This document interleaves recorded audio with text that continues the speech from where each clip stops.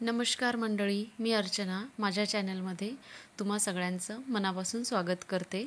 आज आपण करणार आहोत सुरणकंदाची भाजी। अत्यंत गुणकारी असलेला हा सुरणकंद सांधेवात, गुडघेदुखी ज्या लोकांना ह्याचा त्रास आहे ना, त्या लोकांनी अवश्य खावा। चला तर मग अशा लोकांसाठीच आज बनवूया सुरणकंदाची भाजी। रेसिपीला सुरुवात करूया। सर्वप्रथम हाताला तेल लावून घ्या आणि सुरणकंदाचे मध्यम आकाराचे काप कापून त्याची साल काढून घ्यायची आणि स्वच्छ पाण्याने 2-3 वेळा धुवून मग उकडायला ठेवायचा। मग मध्यम आकाराचा कांदा आणि 1 टोमॅटो त्याची प्युरी करून घ्यायची।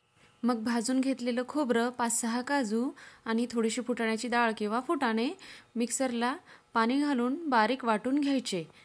2 चम्मच आलं लसणाची पेस्ट, 1 वाटी भाजलेल्या खोबऱ्याची पेस्ट, 1 वाटी कांदा टोमॅटोची पेस्ट, 1 वाटी कोथिंबीर, 1 चम्मच लाल तिखट, 1 चम्मच किचन किंग मसाला, 1 चम्मच धने पावडर, 1 चम्मच कांदा लसूण मसाला, अर्धा चम्मच हळद आणि थोडा कढीपत्ता। सर्व मसाले बाजूला काढून कंद उकडला का बघून घेऊया। कंद छान उकडलेला आहे, आता तळून घेऊयात। सर्व कंद व्यवस्थित उकडून झाल्यानंतर बाजूला काढून घेऊयात आणि आता फोडणीची तयारी करूयात। सर्वप्रथम कढईमध्ये 4-5 चम्मच तेल घालायचं। तेल गरम झालं की मोहरी, जिरं आणि आलं लसणाची पेस्ट घालायची। ती छान परतून घ्यायची। ती परतली की मग त्यामध्ये आपण केलेल्या कांदा टोमॅटोची पेस्ट घालायची। कांदा टोमॅटोची पेस्ट छान तेल सुटेपर्यंत परतायची।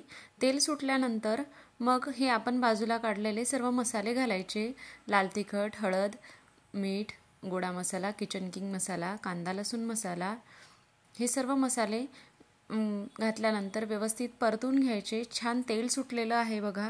आता त्यामध्ये थोडीशी कोथिंबीर घालायची, छान परतून घ्यायचं। आता घातलेले सर्व सुके मसाले परतले छान की त्यामध्ये बारीक केलेल्या खोबऱ्याची पेस्ट घालायची। ती छान परतून घ्यायची। छान सुगंध येत आहे बघा। आता तळून घेतलेला कंद गार झाला असेल त्याला मॅशरने मॅश करून घ्यायचं व्यवस्थित। असा त्याचा गर करायचा, फोडी नाही ठेवायच्या।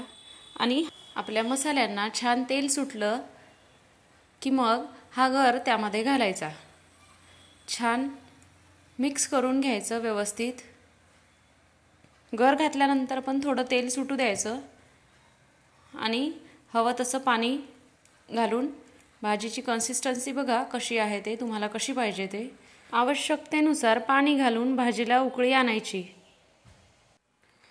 भाजी छान उकळली, छान शिजत आली की त्यामध्ये मीठ घालायचं। लक्षात असू द्या आपण सुरुवातीला पण थोडं मीठ घातलेलं आहे।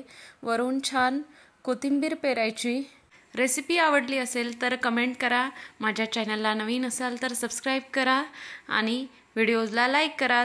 सुरणकंदाची भाजी तयार आहे। गरमागरम चपातीबरोबर किंवा भाकरीबरोबर सर्व करा।